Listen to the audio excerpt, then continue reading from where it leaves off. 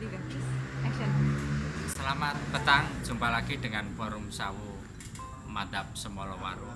Petang hari ini kita kedatangan tamu-tamu dari Sarinah Gerakan Mahasiswa Nasional Indonesia yang hari ini akan memberikan pendapat-pendapat mereka mengenai ganteng menurut Sarinah. Untuk itu pertama saya akan bertanya kepada salah satu Sarinah, Mbak Aya. Mbak Aya, ganteng menurut Mbak Aya gimana? Kalau ganteng menurut aku ya yang enak dipandang, Pak. Terus hanya itu. Ya itu aja udah.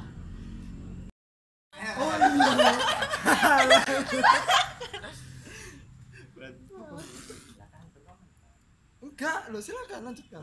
Udah itu, Pak. Udah hanya itu ya.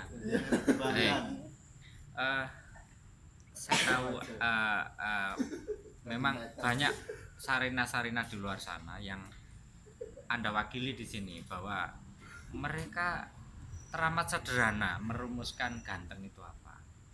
Definisi-definisi tentang ganteng yang diperumit oleh kebudayaan itu oleh sarina-sarina macam Anda berusaha disederhanakan dengan gamblang. Ganteng iki pokoknya ya hanya enak dipandang, udah itu cukup ganteng. Kalau ini yang dilakukan oleh sarina-sarina yang lain, maka tidak akan ada lagi yang bakal menjadi jomblo. Dalam rangka itu saya ingin beranjak kepada yang lain, barangkali punya pendefinisian ganteng dari tinjauan yang lain. Saya ingin ke Mbak Ais, silakan Mbak Ais. Kalau menurut saya ganteng itu seperti ya ilmunya lebih bagus, dalam arti ya ilmu agamanya, sosialnya, seperti itu sih. Hanya itu Mbak Ais? Iya. Oke. Sebelum kita lanjut ke Mbak Ajeng dan yang lain, kita selama ini diracuni oleh media massa tentang konsep cantik itu bagaimana, ganteng itu bagaimana. Pikiran kita dari waktu ke waktu dituntun untuk selalu membuat definisi atau mendefinisikan hal-hal tertentu, termasuk dalam hal ganteng. Menurut definisi sementara media massa Indonesia hari ini, ganteng haruslah yang hidungnya mancung, haruslah yang kulitnya itu kebarat-baratan, kalau perlu wajahnya yang oriental itu tidak sampai ada, harus diganti dengan wajah Eropa.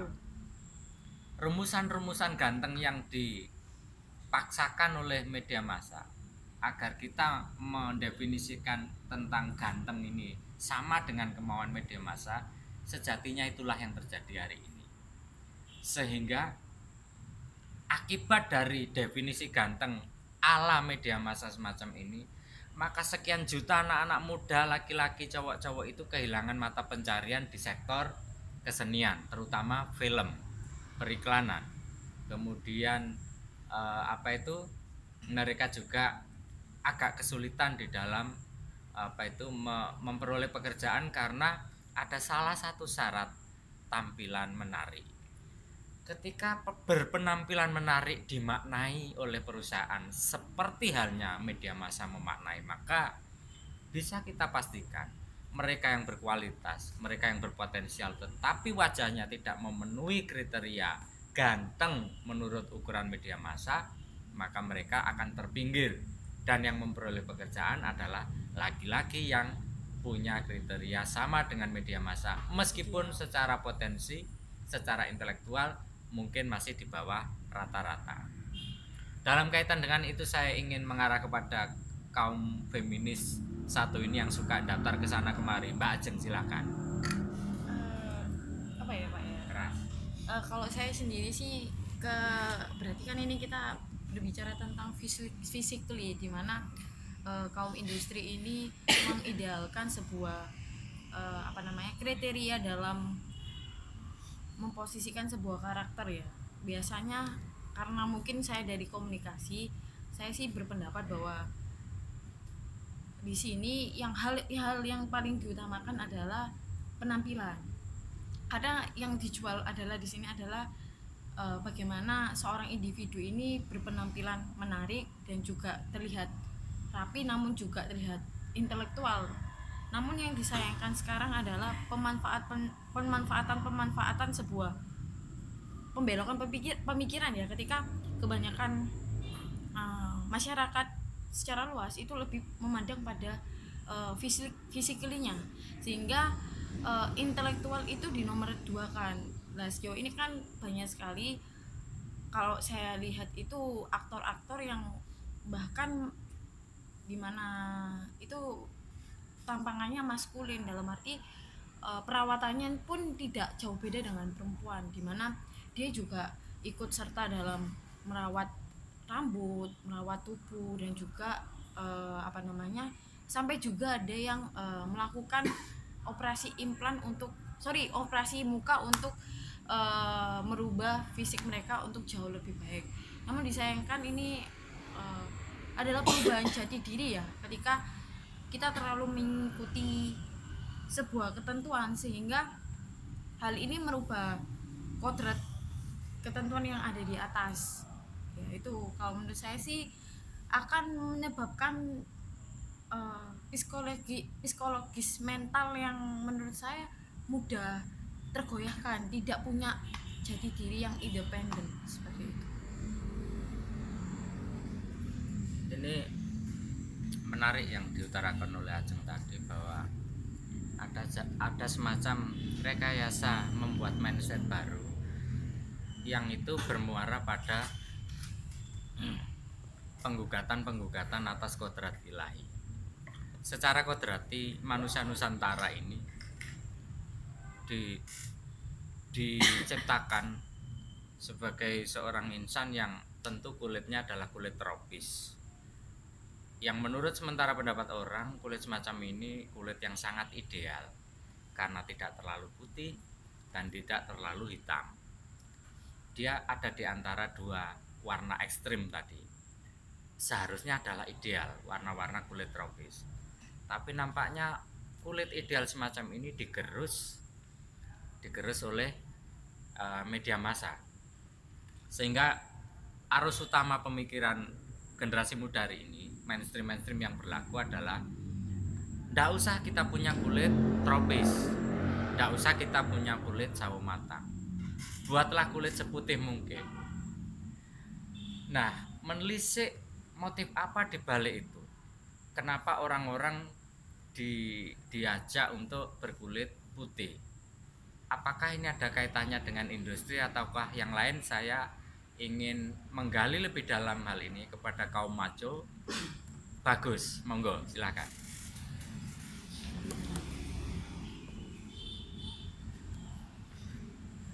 Kalau secara industri untuk produk-produk perawatan seperti sabun, terus sampo, mungkin bisa jadi itu ada kepentingan di sana untuk para industri untuk mendapatkan pasar di Nusantara ini. Jadi tentu yang namanya pasar mesti harus dipersuasi, mesti harus dicekoki atau istilahnya untuk pikirannya itu sejalan dengan apa yang diharapkan dengan industri. Jadi seolah-olah kulit putih itu lebih superior, kemudian rambut lurus. Jadi itu disesuaikan dengan pabrik, sesuaikan dengan industri supaya produk-produknya dikonsumsi, kemudian mereka mendapat banyak keuntungan, banyak modal di sana. Itu sih.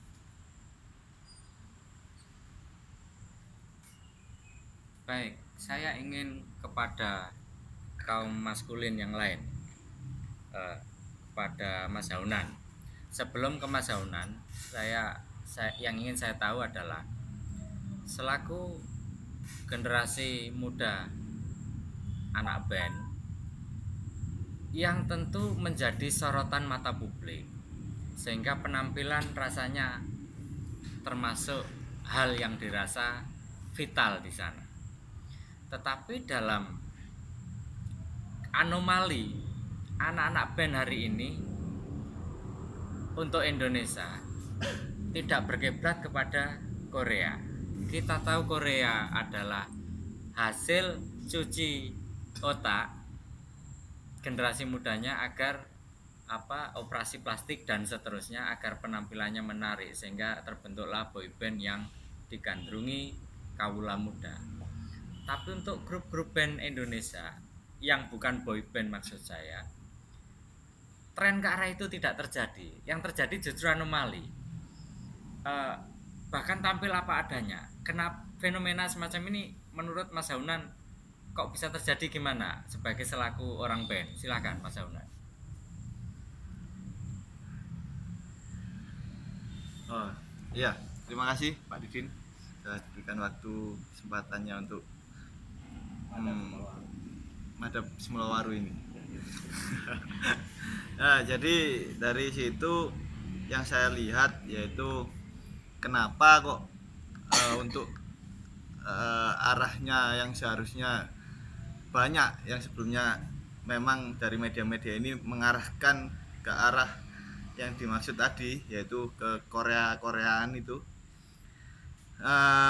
Yang saya lihat lebih pada karakter dari setiap individu di pelaku seniman atau musisi yang ada di Indonesia sendiri khususnya. Karakternya lebih arahnya ke gimana ya, ke apa sih, cuek seperti itu, dan mereka lebih nyaman ketika mereka menjadi dirinya gitu. Ketika mereka menjadi dirinya, mereka bisa mencurahkan semua inspirasi-inspirasi yang ada di atau inspirasi yang ada di pikirannya gitu, menjadi sebuah karya. Nah, ketika mereka mengikuti tren yang ada, otomatis mereka sudah gimana ya, sudah terbawa ke arah yang sudah disetting oleh media tersebut, dan akhirnya untuk berkarya mereka akan menurut saya sudah tidak originalitas dari diri mereka sendiri. Nah, itu yang itu yang menyebabkan kenapa kok masih cenderung jarang untuk anak band di Indonesia ini yang mengikuti arah ke tren Korea. Itu menurut saya. Nah, terima kasih. Ya, yang saya tangkap dari Mas Haunan tadi, bahwa tren yang diciptakan oleh perselingkuhan antara media massa dengan industri itu ternyata tidak kunjung bisa mempengaruhi gaya anak-anak muda dalam berpenampilan ketika mereka bermusik. Nampaknya khusus untuk musik ini ada pengecualian. Tetapi bagaimana dengan sinetron, bagaimana dengan model dari sebuah advertising, bagaimana dengan dunia film ini, mereka sangat rentan untuk, dan bahkan dipengaruhi untuk menjadi corong bagi kepentingan industri kosmetik yang telah berselingkuh dengan media massa. Saya ingin satu-satunya maskulin yang tertinggal, Mas Fajar. Silakan Mas Fajar. Oh iya, menurut saya sih apa yang dipaparkan oleh Pak Didin tadi itu sangat benar. Ketika media itu sudah mengkonstruksi atau para industri itu sudah mengkonstruksi, sehingga mindset orang ketika melihat sebuah iklan atau apalah itu tentang kecantikan, mereka pasti punya namanya sebuah indikator kecantikan. Padahal kecantikan itu tidak ada indikatornya gitu loh. Orang disebut cantik, orang disebut ganteng dan sebagainya itu susah gitu loh. Nah, dari media-media ini mengonstruksi seperti itu, sehingga ada sebuah representasi kecantikan itu sendiri dari iklan tersebut. Semisal seperti kosmetik nih, saya nggak sebut mereknya apa, coba kita lihat iklan-iklan kosmetik, misal sabun mandi, selalu kenapa yang menjadi artis atau yang menjadi pemain bintang iklan itu selalu yang digambarkan punya kulit yang putih, mulus, halus dan sebagainya. Kenapa kok nggak saya gini yang hitam? Kan ini logika terbalik menurut saya gitu loh. Ketika ada yang apa itu iklan ini kan untuk kecantikan biar supaya putih. Lah mereka sudah putih, ngapain harus diputihkan? Nah, kan kayak saya ini yang hitam ya kan. Susah kan kalau misal pakai produk kecantikan sampai 1000 kali pun ya tetap seperti ini gitu loh. Nah, ini tujuannya apa gitu loh, maksudnya buat iklan seperti ini gitu maksudnya. Nah, sehingga kan representasi kecantikan itu terfokusnya pada tadi itu. Jadi ada indikator sendiri mengenai kecantikan, bahwa cantik itu kulitnya putih, halus, rambutnya panjang, mulus, cantik dan sebagainya. Padahal menurut saya nggak ada, kita nggak bisa menggambarkan cantik itu seperti apa, ganteng itu seperti apa gitu lah.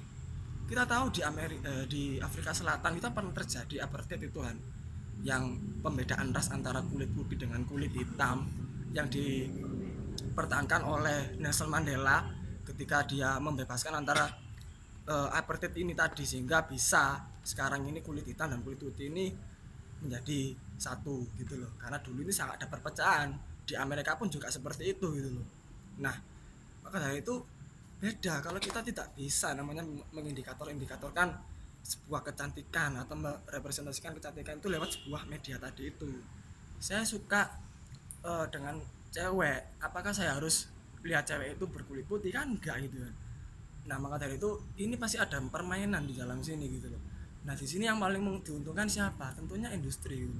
Industri sangat diuntungkan di sini. Sehingga saya yang pengen putih sebenarnya nggak pengen putih gitu loh. Karena berhubung saya lihat iklan terus, akhirnya ya Jadi iya pengen putih itu lah akhirnya. Karena harusnya enggak gitu loh. Harusnya kita ya karena Gusti Allah, Tuhan ini kan menciptakan manusia padanya gitu loh. Nggak ada manusia yang sempurna gitu kan ya.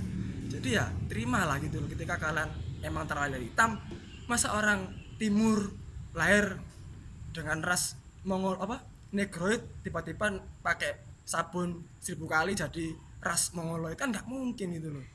Nah ini kan aneh. Nah maka dari itu ini yang saya sebut makanya media atau industri ini benar-benar bisa merasuki otak-otak generasi saat ini atau masyarakat yang awam gitu. Nah ini perlu dibicarakan kembali mengenai hal semacam ini gitu. Kita nggak boleh seperti ini terus itu sih. Jadi saya nggak bisa menyimpulkan indikator kecantikan itu seperti apa. Oke, menarik sekali Mas Fajar mencoba mengutip sebuah perjuangan yang dilakukan Nelson Mandela terhadap kebijakan Peter Botha waktu berkuasa di Afrika Selatan dengan politik apartheid, pembedaan warna kulit. Nah, terkait dengan warna kulit ini, nampaknya orang-orang yang punya ras negroid lebih punya independensi, lebih punya prinsip, lebih punya kemandirian di dalam bersikap ketimbang orang-orang Polynesia atau Melanesia seperti kita ini. Coba lihat, negro-negro itu sama sekali tidak pernah terpengaruh. Mereka harus dituntun seperti kehendak industriawan agar berpenampilan menarik menurut versi media massa. Karena negro tahu bagaimanapun penampilan dirubah, dia akan tetap negro sesuai kodratnya. Sehingga alhasil kemandirian dan independensi negro memegang teguh prinsip nilai-nilai kodrati bahwa dia hitam ini itu menghasilkan sebuah tren tersendiri. Saya menjadi teringat masa remaja saya, breakdance itu mendunia. Breakdance sebuah tarian patah-patah, tarian kejang. Tarian ini bisa diekspor oleh orang-orang negro sampai ke setiap pelosok-pelosok desa di seluruh planet bumi ini. Lalu tidak lama kemudian disusul dengan apa yang kita kenal hari ini sebagai musik rap. Negro yang punya tradisi apa itu berrima, ngepum, mengekspor seni mereka ini sehingga sampai sekarang pun masih kita kenal musik rap. Jadi ritme, akapela dan pum yang orang bule tidak punya ini. Subkultur yang bernama kesenian breakdance maupun rap ini nampaknya adalah representasi bahwa kulit hitam tanpa harus menjadi bule punya cara-cara tersendiri dalam mempertahankan identitas dirinya. Mengapa kita yang ras Polynesia dan ras Melanesia ini begitu rapuh diterpa media massa yang telah berselingkuh dengan industri untuk dikeduk keuntungan-keuntungan kita ini, dan kita manut saja. Dalam rangka itu saya ingin menggali lebih dalam kepada Mbak Listin. Kalau sudah memperoleh gambaran tadi Mbak Listin, apakah sebagai Sarinah Anda masih tetap bersikukuh bahwa ganteng itu seperti yang ditayangkan TV? Silakan Mbak Listin. Ganteng, kalau secara physically banyak orang memang terpengaruh dari media-media itu, Pak. Kebanyakan orang berpendapat ganteng itu mesti physically, tapi sedikit orang yang sadar lebih dari itu. Ternyata lebih dari itu. Dari semua paparan yang dipaparkan tadi itu memang kita harus sadar bahwasanya kita ini memang ditakdirkan seperti ini, maksudnya kulitnya seperti ini, adanya fisik seperti ini, ya sudah diterima gitu loh, diterima, disyukuri. Dengan apa? Ya dirawat, bukan berarti kita merubah gitu. Awalnya hitam kayak Mas Fajar, ya sudah, ya memang hitam, nggak usah putih, Yang penting bersih. yang penting bersih gitu, bersih. Maksudnya tetap disyukuri dengan merawatnya. Jadi kalau misalnya dikatakan ganteng, langsung memang di sini langsung spontanitas bilangnya ganteng itu physically, tapi lebih daripada itu gitu, Pak, lebih dari itu. Oke. Closing statement diskusi petang hari ini, banyak hal yang bisa kita petik hikmahnya. Kita tahu bahwa ras itu awalnya adalah tunggal. Ras itu awalnya adalah satu, yakni ras Adam alaihi salam. Karena satu dan lain hal, maka anak-anak dan cucu-cucu Adam ini menyebar ke seluruh muka bumi. Karena geografi, karena iklim, karena cuaca, dan karena mutasi maupun adaptasi, sehingga warna kulit yang tadinya tunggal itu malih rupa menjadi berbagai macam varian. Kita sadari varian-varian ini sebagai kekayaan ciptaan Tuhan, bukan sebagai hambatan di dalam kita menjalin komunikasi antar warna kulit. Sehingga kalau ini yang kita petik hikmah pada petang hari ini, semangat Bhinneka Tunggal Ika mulai dari Sabang sampai Merauke, saya pikir tidak menjadi persoalan lagi, sehingga Bung dan Sarinah tidak bersusah payah di dalam mengkampanyekan Bhinneka Tunggal Ika. Kenapa begitu? Sebab Bhinneka Tunggal Ika, nasionalisme hari ini masihlah nasionalisme yang dikawal, yang dirayu-rayukan kepada bangsa. Nasionalisme Bhinneka Tunggal Ika yang benar adalah berangkat dari kesadaran bawah, kesadaran masyarakat luas, sehingga negara tidak perlu mengawal dengan tentara, dengan bedil, dengan apapun. Terima kasih, saya akhiri. Wassalamualaikum warahmatullahi wabarakatuh. Waalaikumsalam warahmatullahi wabarakatuh. Merdeka! Merdeka!